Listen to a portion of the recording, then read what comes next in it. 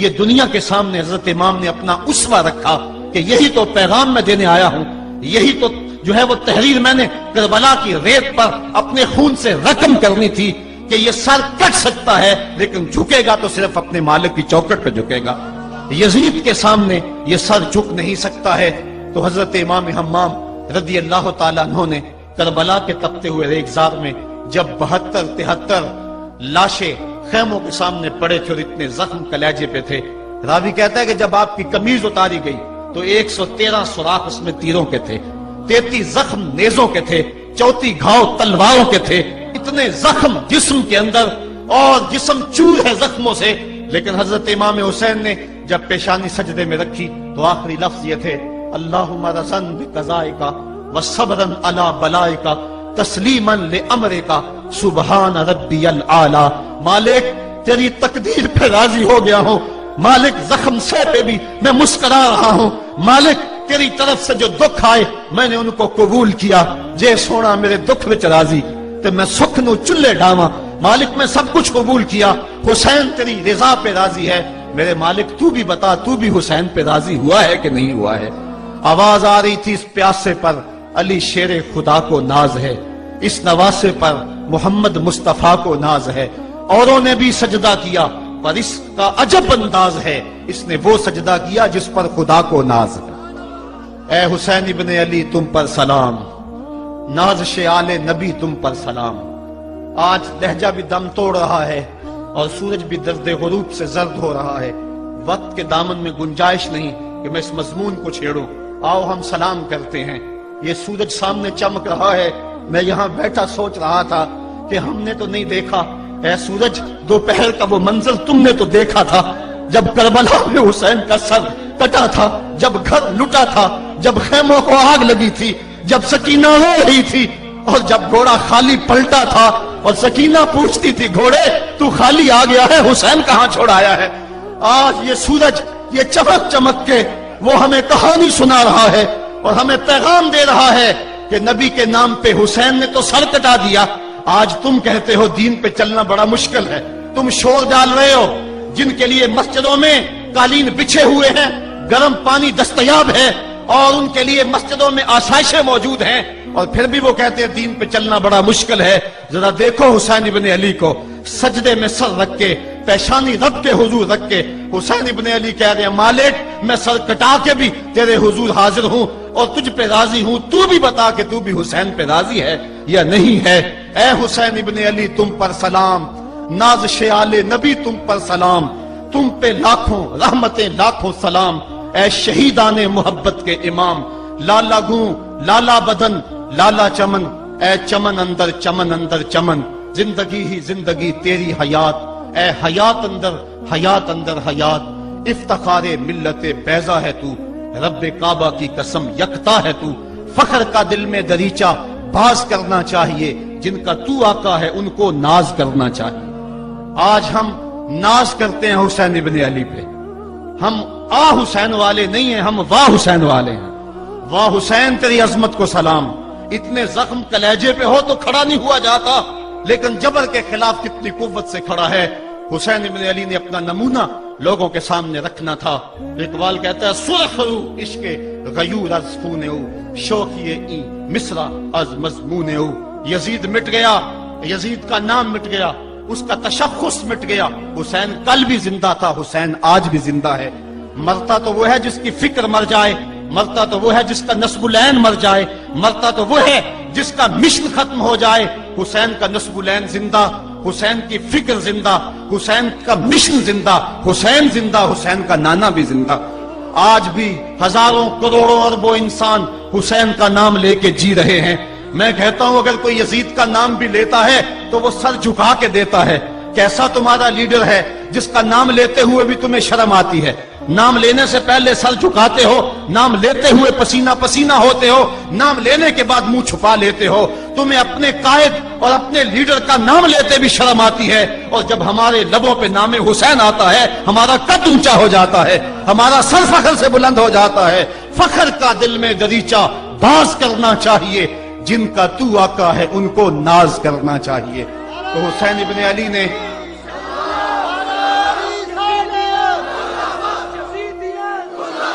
کسی نے کہا تھا کہ یہ دو شہزادوں کی جنگ تھی، تو کسی نے بڑا خوبصورت جواب دیا. اس نے کہا کربلا جنگ تھی اگر دو شہزادوں کی، قلم میں زور ہے تو لکھو حسین ہار گئے، لہجے میں تنتنا ہے تو لکھو حسین ہار گئے، انداز میں زور ہے تو کہو حسین ہار گئے. زمانہ کل بھی کہتا تھا، زمانہ آج بھی کہتا ہے، حسین کل بھی جیتا تھا، حسین آج بھی جیتا ہے. جب حضرت امام حسین رضی اللہ تعالیٰ عنہ کا سر انور کاٹ لیا گیا اور خولی بن یزید نے نیزے کی نوک پہ اس کو رکھا، ویسے رخ سر کا زمین کی طرف سے تھا. کسی نے کیا خوب کہا، باں کے سر نیزے پہ اور سوئے زمین ہے روح، یعنی سجدہ ثانی کی ہے آرزو. رکعت کے دو سجدے ہوتے ہیں، ایک سجدہ ہوا تھا کہ سر انور جدا کر لیا گیا، جب نیزے کی نوک پہ تھا سر تو رخ زمین کی طرف سے تھا. شاعر کہتا ذرا غور سے دیکھو سر حسین کیا کہہ رہا ہے. سر حسین کی پیشانی زمین کی طرف ہے، پیشانی میں دوسرے سجدے کی آرزو مچل رہی ہے. تو جب امام حسین کا سر خولی نے نیزے کی نوک پہ چڑھایا، اس نے تو یہ کہنا چاہا تھا کہ ہم فتح یاب ہوئے اور دیکھو ہم نے سر کاٹ لیا. کسی نے کہا ذرا غور سے دیکھو یہ تو سر کٹ کے بھی سر بلند ہے، یہ سر کٹ گیا پھر بھی سر بلندی نہیں گئی ہے، اس کا بانکپن پھر بھی نہیں گیا ہے. حسین کا سر کل بھی اونچا تھا، حسین کا سر آج بھی اونچا ہے. اس کا نام زندہ، اس کا پیغام زندہ، اس کی فکر زندہ. حضرت امام زین العابدین یہ کربلا کے وہ شخص ہیں جنہوں نے سارا منظر اپنی آنکھوں سے دیکھا تھا. اتنے دکھ کسی کو نہیں پہنچے جتنے زینب اور زین العابدین کو پہنچے ہیں. سب منظر کھلی آنکھوں سے دیکھا. 14 سال کی عمر ہے، بیمار ہیں. تاریخ بتاتی ہے اس کے بعد ساری زندگی حضرت زین العابدین نے ٹھنڈا پانی نہیں پیا. جب پانی پینے لگتے تڑپنے لگتے، کہتے مجھے سکینہ کی پیاس یاد آتی ہے، مجھے علی اصغر کا تڑپنا یاد آتا ہے. ساری زندگی پھر ٹھنڈا پانی نہیں پیا. حضرت امام زین العابدین نے یہ سارا منظر کھلی آنکھوں کے ساتھ دیکھا تھا. اور پھر آپ نے دمشق کے بازاروں میں بھی اور کوفے کی گلیوں کے اندر بھی سروں کا یہ قافلہ اپنی قیادت کے اندر جو ہے وہ گزارا تھا. جب یزید کے دربار کے اندر حضرت امام زین العابدین پہنچے تو یزید نے پہلے تو جو ہے وہ دکھ کا اظہار کیا.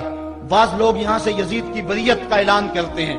یہاں کسی نے بڑی خوبصورت بات کہی کہ قاتل کی پشیمانی مقتول کی اہمیت کو تو بڑھا سکتی ہے لیکن اس کے دامن سے قتل کے داغ کو نہیں دھو سکتی.